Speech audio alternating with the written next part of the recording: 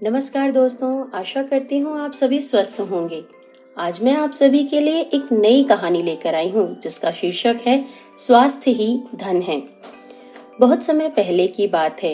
एक शहर में एक अमीर व्यक्ति रहता था। उसका नाम मोहन था। मोहन के पास सुख सुविधाओं की सभी वस्तुएं उपलब्ध थी। उसे अपने अमीर होने का बहुत घमंड था। उसे लगता था कि वह धन से दुनिया की किसी भी वस्तु को खरीद सकता है। उसके घर में नौकर चाकर की कोई कमी नहीं थी। घर का सारा काम नौकर ही करते थे। उसे तला भुना भोजन अत्यधिक पसंद था। अपने पेटू स्वभाव के कारण सारा दिन बस खाता और फिर सो जाता था। बाहर घूमने फिरने भी नहीं जाता था। प्रतिदिन उसकी लगभग यही दिनचर्या थी। आलसी व पेटू होने के कारण धीरे धीरे उसका स्वास्थ्य बिगड़ने लगा। जिन रुपयों का उसे बहुत घमंड था कि वह रुपए देकर दुनिया की सभी वस्तुएं खरीद सकता है, आज लाखों रुपए खर्च करने के बावजूद भी वह अपना बिगड़ता हुआ स्वास्थ्य नहीं सुधार पा रहा था। बहुत से डॉक्टरों और वैद्यों से इलाज करवाया, किंतु उसे कोई खास फायदा नहीं हुआ। अब तो मोहन की हालत ऐसी थी कि वह सारा दिन बिस्तर पर ही पड़ा रहता था। उसे स्वास्थ्य संबंधी अन्य कई समस्याएं होने लगी थी। उसकी यह सोच कि पैसों से कुछ भी खरीदा जा सकता है गलत साबित होने लगी थी। खैर, दिन ऐसे ही बीतने लगा। एक दिन मोहन को किसी से पता चला कि एक ऐसा वैद्य है जो उसका इलाज कर सकता है, किंतु उनका औषधालय उसके घर से काफी दूर है।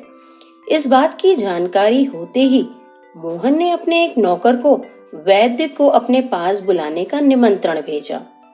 नौकर ने वैद्य को अपने साथ चलने का आग्रह किया, किंतु वैद्य ने कहा कि मैं किसी का इलाज करने के लिए उसके पास नहीं जाता, बल्कि रोगी को मेरे पास आना पड़ता है। साथ ही वैद्य ने यह भी कहा कि मैं उन्हीं रोगियों का इलाज करता हूँ जो यहाँ तक पैदल चलकर आते हैं। नौकर ने वापस आकर मोहन को पूरी बात बताई।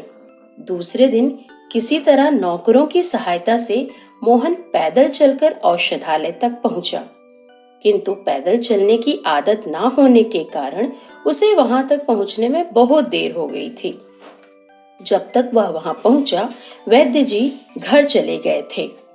अगले दिन जैसे तैसे वह फिर औषधालय गया, किंतु रोगियों की संख्या अधिक होने के कारण उसकी बारी नहीं आ पाई। उस दिन भी उसे वैद्य से मिलने का मौका नहीं मिल पाया। लगभग 15 दिनों तक ऐसा ही चलता रहा। धीरे धीरे मोहन को अपना शरीर थोड़ा हल्का महसूस होने लगा। उसे समझ में आ गया कि चलने फिरने से ही उसका वजन कम हो रहा है और स्वास्थ्य भी सुधर रहा है। उसे यह समझते देर नहीं लगी कि वैद्य ने उसका इलाज करने हेतु ही यह नायाब तरीका अपनाया था। इस प्रकार मोहन प्रतिदिन सुबह उठकर सैर करने लगा और संतुलित आहार लेने लगा। धीरे धीरे वह पूरी तरह स्वस्थ हो गया। स्वस्थ होने के बाद औषधालय जाकर वैद्य जी को उनके इस अनोखे इलाज के लिए धन्यवाद किया और इस प्रकार अपनी आदत और दिनचर्या में बदलाव करके मोहन पूरी तरह स्वस्थ हो गया। किसी ने बिल्कुल सही कहा है दोस्तों कि हमारा स्वास्थ्य ही अमूल्य धन है। यदि हम स्वस्थ हैं तो हम जीवन के सभी सुखों का आनंद ले सकते हैं। तो मित्रों, स्वस्थ रहिए और मस्त रहिए। धन्यवाद।